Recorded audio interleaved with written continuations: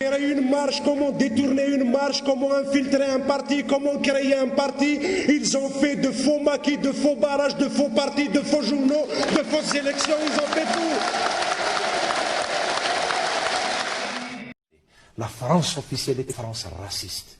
C'est une France qui ne veut pas accepter que dans ce pays puissent émerger des forces démocratiques, une jeunesse émancipée, une jeunesse qui est capable de défier le sous-développement. كما الرئيس الجزائري، البرلمان الفرنسي، كما البرلمان الجزائري، المتعاملين الاقتصاديين الجزائريين والفرنسيين، الشعب الجزائري والشعب الفرنسي اللي عايشين مع بعضهم يقول لك علاقات لابد منها. أنا علاقات تاريخية، علاقات جغرافية، ثم نعتبر بيننا وبينهم البحر الأبيض، ولكن تقريبا نعرفوا ثقافتهم، نعرفوا كذا، يعرفوا ثقافتنا، نعرفوا. إبي هما كل المسؤولين الفرنسيين يقول لك الجزائر ضرورية بالنسبة لفرنسا، وإحنا نقولوا فرنسا ضرورية للتبادل.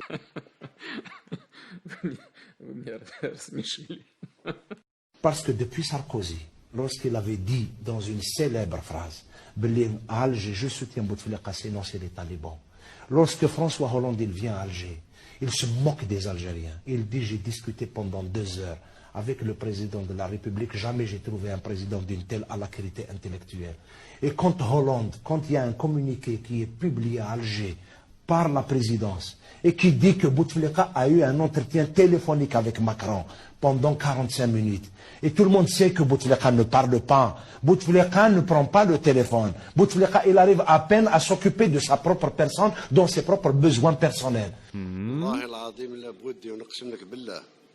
Un pays de cette dimension-là, se jouer dans les logiques de réseau d'intérêts, il y a quand même une nécessité de rappeler d'une manière diplomatique, d'une manière politique, et c'est notre rôle. C'est pour cette raison, personnellement, je m'investis à fond dans ça pour leur donner cette démonstration que dans ce pays, que l'Algérie que vous avez colonisée, a fini par se régénérer. Il a régénéré une génération de jeunes qui sont là, qui sont capables de défier le sous-développement. ما تنساش بلي عندنا 5 ملايين جزائري عايشين تما، لازم نصون المصالح تاعهم. اليوم الدولة الوحيدة اللي تسافر لفرنسا، عندنا 32 طائرة يوميا اللي تروح لفرنسا. كاش دولة أخرى عندها هذا الحجم هذا تاع التبادل؟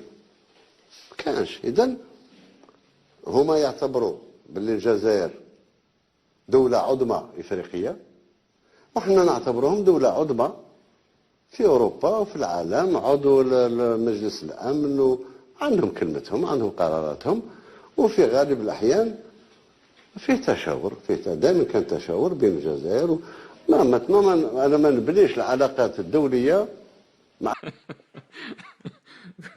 راه اللي تعدى على الجزائر هناك استلمت الامور، اللي تعدى على الجزائر ولا تعدى على جزائري في الخارج تكون قضيه اخطر مما يتوقعوا.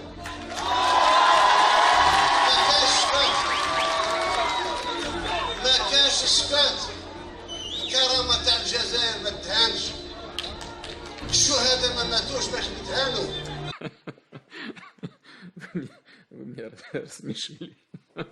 عشان اليوم 100 اورو اليوم تخليك تفوت نص نهار في دولة أوروبية، ولا تخليك حتى في الدول العربية. لا في حتى مكان. ربما نعطيها لك كل سنتين، كل 3 سنوات، معليش بنعطيك نتاعك 1000 1500. ما تديهاش كل سنة مثلا. والله العظيم لا بودي ونقسم لك بالله. Une marche, comment détourner une marche, comment infiltrer un parti, comment créer un parti. Ils ont fait de faux maquis, de faux barrages, de faux partis, de faux journaux, de fausses élections, ils ont fait tout.